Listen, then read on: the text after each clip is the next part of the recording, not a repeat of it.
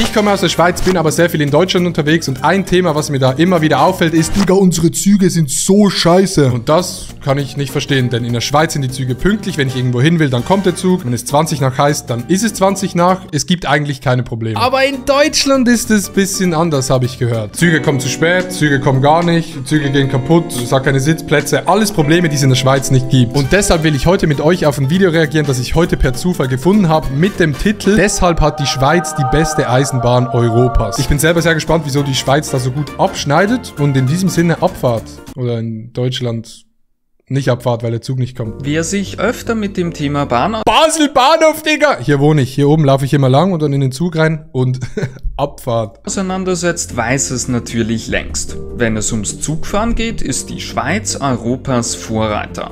Und das Krasse ist, ich glaube, als Schweizer merkst du das gar nicht so, weil als Schweizer ist es komplett normal, wenn ich Skifahren gehen will, im letzten Kaff in den Bergen, in den Alpen auf 3000 Meter, da fährt ein Zug hin. Wenn der Zug um halb fährt, dann fährt der Zug um halb und dann muss er auch dann da sein. Und die Busse immer on time, deshalb kommt es gar nicht so speziell rüber. Erst wenn du dann eben mal so ein bisschen in Deutschland rumfährst, checkst du, holy shit, das ist ja eine Katastrophe bei denen. Und das unter einigen guten Bahnen. Aber warum ist das eigentlich so?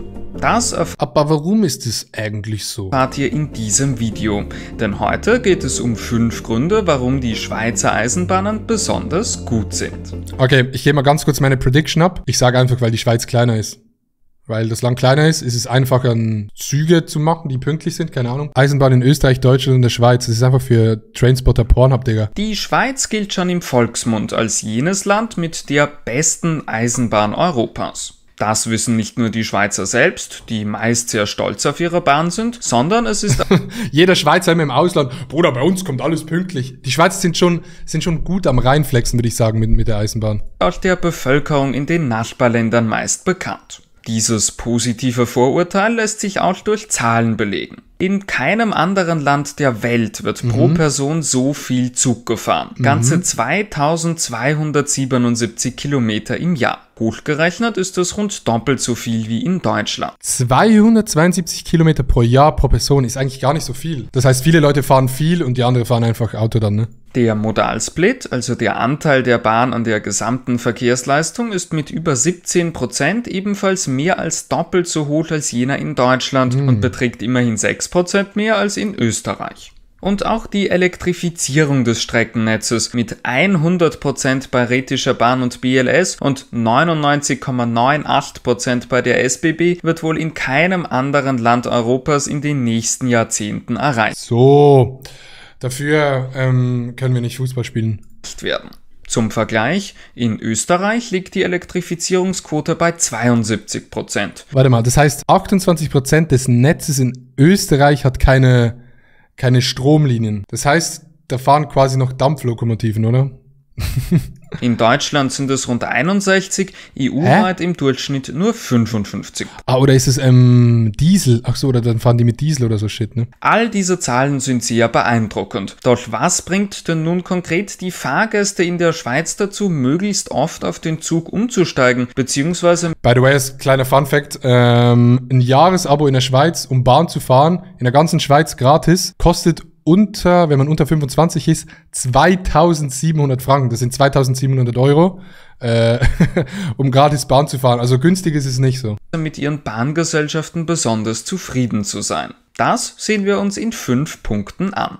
Erstens. Die Bahnen sind sehr zuverlässig. Ja, das ist ja der ganze Grund von diesem Video, oder? Der wohl am häufigsten erwähnte Punkt, wenn über das Schweizer Bahnsystem gesprochen wird, ist die große Zuverlässigkeit der Züge. Im letzten Jahr waren 91,9% aller Züge im Personenverkehr der SBB pünktlich. Das bedeutet, dass sie weniger als 3 Minuten verspätet an ihrem Zielbahnhof angekommen sind. Die Anschlusspünktlichkeit liegt noch deutlich darüber. 98,9% der Reisenden haben ihre Anschlüsse zwar... Das ist krass, weil grundsätzlich Verspätung ist scheiße, aber geht. Aber wenn du durch die Verspätung deinen Anschlusszug verpasst, Digga, das ist Pain, Digga. Average Monday in Mannheim, Digga, da verpasst du eigentlich jeden Anschlusszug die ganze Zeit. 2021 erreicht. Und das bei den oft sehr kurzen Umsteigerzeiten an Schweizer Bahnhöfen. Als Grund für die guten Werte sind wohl vor allem bessere Planungen von Baustellen und modernes, gut gewartetes Rollmaterial zu sehen. Auch Infrastrukturstörungen sind äußerst selten. Das verbessert die Pünktlichkeit der Züge natürlich weiter. Die BLS war mit 94,9%. Für die Leute, die nicht checken, was die BLS ist, die SBB ist die Schweizerische Bundesbahn und die BLS ist nur in einem Teil der Schweiz, also in Bern, irgendwo dort, ist nur die BLS. Nochmals pünktlicher als die SBB, die Rätische Bahn mit 89,4% Und die Rätische Bahn, die ist im Graubünden, einfach in den Bergen. etwas weniger pünktlich. Bei der SBB Cargo waren ebenfalls 91% aller Züge im Fahrplan unterwegs, was gerade im Güterverkehr nun wirklich nicht selbstverständlich ist. Mit letzterem zeigte man sich aber nicht zufrieden und strebt deshalb 93% Sendungspünktlichkeit an. Das ist natürlich auch für 93% Sendungspünktlichkeit. Spediteure attraktiv, die mit der Bahn die Schweizer Nachtfahrverbote für Lkw ökologisch umgehen können. Aber die Zuverlässigkeit besteht ja nicht nur aus der Pünktlichkeit der Züge, auch wenn dies der wichtigste Faktor ist. Auch, dass die angegebene Wagenreihung praktisch immer eingehalten wird und es selten... Lol, mit dem habe ich mich noch gar nie befasst. Aber es ist nicht so ein großes Problem, I guess. So, keine Ahnung, muss einfach... Ich meine, wie jetzt die Waggons so angerichtet sind, ist okay, weil es spielt in der Schweiz nicht so eine Rolle, weil in Deutschland buchst du ja meistens, wenn du ein Ticket buchst, direkt einen Sitzplatz. In der Schweiz eigentlich nie. Also wenn du ein Ticket hast, dann hast du keinen Sitzplatz. Ich habe noch nie, glaube ich, in der Schweiz einen Sitzplatz reserviert. Ich weiß nicht mal, wie das geht. In Deutschland, bei der Deutschen Bahn ist es normal so. Deshalb ist es in der Schweiz oder fällt es mir jetzt nicht so auf, weil man sucht irgendwie die Wagen und so und man geht einfach rein und chillt. Selten zu kurzfristigen Gleiswechseln kommt, hilft den Fahrgästen, sich an Routinen zu gewöhnen und stresslos unterwegs zu sein. Zweitens. Es gibt einen durchgängigen Taktfahrplan. Dazu das Bahnreisen Es gibt einen durchgängigen Taktfahrplan. Kein Plan, was es ist. wie gewohnt funktioniert. Doch. Ich glaube, ich weiß, was es ist. Ein Taktfahrplan ist grundsätzlich, dass relativ zur gleichen Zeit Züge ein- und ausgehen bei einem Bahnhof, ne? Aus allen Richtungen, dass man immer die Möglichkeit hat, von überall nach überall zu gehen. Ist es richtig oder bin ich dumm? Trägt auch der schweizweite integrale Taktfahrplan bei. Er erfüllt gleich mehrere wichtige Aufgaben. Zuallererst ermöglicht er leicht merkbare und stets idente Abfahrten und Fahrzeiten derselben Zugslinien. So fährt eine Regionalverbindung nicht wie oft in Deutschland alle 9 bis 16 Minuten, sondern zum Beispiel alle 10 Minuten. Diese Abfahrtszeit bleibt dann stets gleich. Besagter Zug fährt dann also beispielsweise um 8 Uhr, um 8.10 Uhr, um 8.20 Uhr und dann beispielsweise um 9.20 Uhr, um 10.20 Uhr und so weiter. Logischerweise eben alle 10 Minuten. Auch die Fahrzeiten sind dadurch natürlich immer gleich und es besteht eine sogenannte Taktsymmetrie. 2 Züge fahren an unterschiedlichen Orten gleichzeitig los, treffen sich in der Mitte und kommen zur selben Zeit an ihrem jeweiligen Zielbahnhof an. Somit genügt es, So, die machen so I see. eine Versteht man das? Abfahrtszeit Ich habe so halb verstanden, glaube ich. und die Frequenz des Zuges zu wissen. Dann kennt man automatisch alle anderen Fahrzeiten der Linie. Das funktioniert auch in Aber das stimmt schon, Digga. Ich glaube, seit 10 Jahren habe ich in Basel den gleichen Zug, den ich nehmen musste, um nach Hause zu kommen. Und du weißt einfach immer, Digga, dann fährt der und du musst gar nicht mehr überlegen und man guckt eigentlich gar nicht mehr in die App rein. Auch für weite Strecken in der Schweiz. Österreich sowohl für den Regional- als auch den Fernverkehr großflächig sehr gut. Der Schweizer Taktfahrplan, Ey, Digga, das sieht so insane aus, ne? Wenn du hier lang fährst, Digga, Mashallah. den es mittlerweile bereits seit 40 Jahren gibt, geht aber mit dem Knotenkonzept Deutschland so, ey Bruder, lass mal Taktfahrplan ab 2030, ne? Ist jetzt, glaube ich, rausgekommen oder so. Ey, Leute denken jetzt, ich bin so ein krasser Zugnerd. Ich fand dieses Video einfach spannend, so, keine Ahnung, weil ich Schweizer bin, so, vom Ding her. Vereinfacht gesagt werden durch ein sorgfältig entwickeltes System die wichtigsten Knotenpunkte von den meisten Zügen im Halbstundentakt, wie in Zürich, rund um die volle und halbe Stunde bedient. Zu diesen Zeiten kommen die meisten Züge an und fahren wenige Minuten später wieder ab. Somit ist ein rascher Umstieg von den meisten Zügen in die meisten anderen Züge an vielen Knotenpunkten schweizweit möglich. Das habe ich gemeint vorher mit dem Taktplan Dingsbums. Deshalb sind auch die Umsteigezeiten sehr oft äußerst kurz, gerade so bemessen, dass der Bahnsteigwechsel klappt. Ein ähnlicher Taktfahrplan wird unter dem Namen Deutschlandtakt derzeit auch für die Bundesrepublik geplant. Ein eigenes Video dazu, das allerdings schon etwas älter ist, findet ihr in der Für die Nerds, Digga, die kann sich das auch noch anschauen. Infokarte.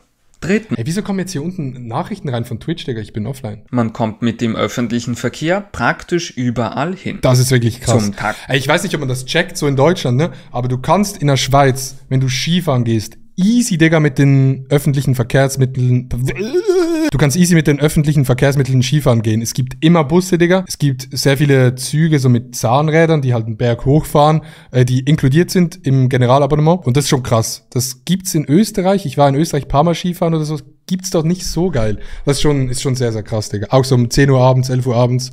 Also du kannst easy Skifahren gehen mit dem Zug. Taktfahrplan passt auch die Abdeckung ländlicher Gebiete mit dem öffentlichen Verkehr.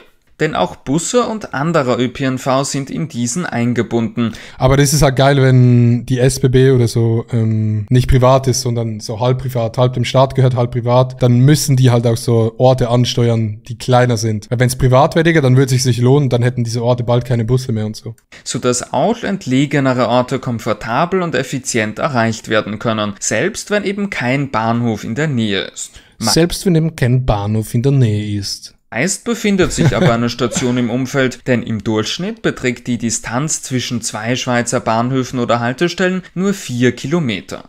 Auch diese Zahl zeigt, wie dicht das Schweizer Streckennetz ist und ist ein weiterer Grund, warum die Bevölkerung ihrer Bahn die Treue hält. Das Schweizer Streckennetz ist knapp 5200 Kilometer lang und damit ist eigentlich gar nicht so lang, 5200 Kilometer, ne? Ein paar Mal durch die Schweiz.